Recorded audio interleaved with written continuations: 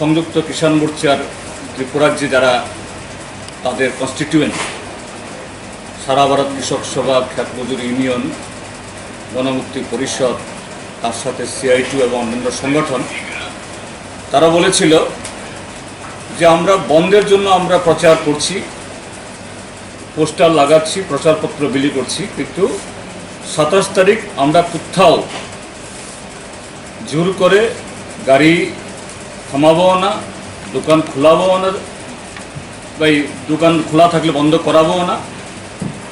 মানুষ স্বতঃস্ফূর্তভাবে যারা করবেন আমরা তাদের পাশে থাকব। তো কোথাও যারা বন্ধ আহ্বান করেছেন বা যারা রাজনৈতিক দল, আমরা CPIM এবং আরও 3টি বামপন্থী রাজনৈতিক দল যারা আমরা সমর্থন করেছি, আমাদেরও কোনো কর্মী কোথাও এই যে পিকেটিং করেনি। কিন্তু শাসক দল কোনো কোনো জায়গাতে তাদের যে স্বভাব সুলভ ত্রিপুরাজ্যের মধ্যে গত 3.5 বছর যে কাজটা করে আসছে, প্ররোচনা দেওয়া, উস্কানি দেওয়া, এগুলো করেছে। এবং তাদের সেই প্ররোচনাতে বিলোনিয়াতে রোহিণী দেবনাথ নামে একজন যুবক মারাত্মকভাবে আহত হয়েছে।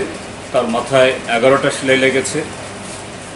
তাকে প্রথমত বিলোনিয়া হসপিটালে ভর্তি করা হয়েছিল।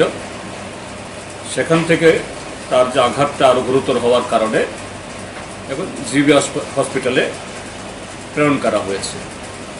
সেখানে শুধু রোহিণী দেবনাথ না, আরেকজন প্রিয়তোষ ভৌমিক, তিনি পাওয়ার ডিপার্টমেন্টের কর্মী।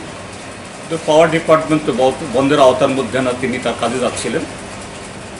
শাসক দলের দুর্বৃত্তরা সেই প্রিয়তোষ দেবনাথ ভৌমিককেও সেখানে মারধর করে, যদিও তার উপর আঘাতটা তেমন গুরুতর না।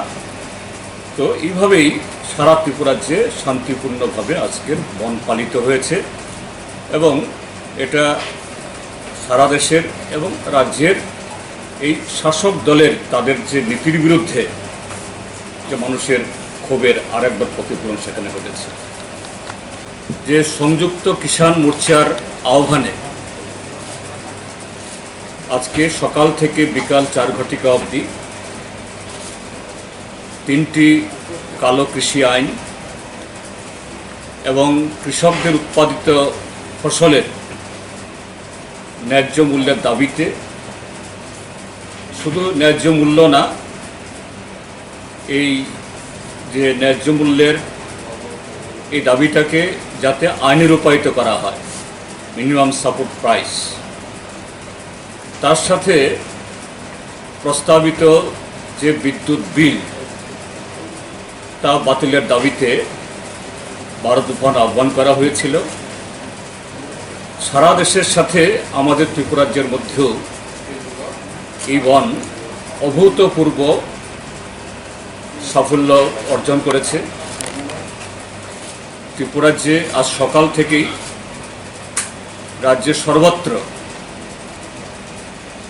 স্বতঃস্ফূর্তভাবে, শান্তিপূর্ণভাবে একটা সার্বিক বন্ধ পালিত হয়েছে।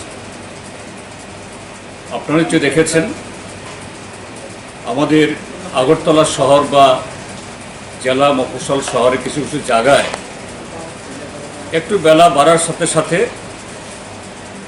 শাসক দলের তরফ থেকে সর্বত্র না, কোনো কোনো জায়গাতে একটু জোর জবরদস্তি করে কিছু গাড়ি ঘোড়া চালানোর চেষ্টা করা হয়েছিল, কিছু দোকানপাট খোলার চেষ্টা করা হয়েছিল, 2-1টা গাড়ি নেমেছিল, কিন্তু রাস্তায় কোনো পথচারী ছিল না, অর্থাৎ প্যাসেঞ্জার ছিল না। দোকান খুললেও কোনো খরিদ্দার ছিল না। সার্বিকভাবে যে জনগণ যে এই বনকে পালন করেছে এবং সরকারের বিরুদ্ধে সারা দেশে অন্নদাতা, তার সাথে শ্রমিকরা যৌথভাবে যে বন, আমাদের ত্রিপুরাজ্যের মধ্যেও শাসক দলের সমস্ত রক্তচক্ষু উস্কানি এটা মারিয়ে এখানে সফলতা অর্জন করেছেন। আমরা আমাদের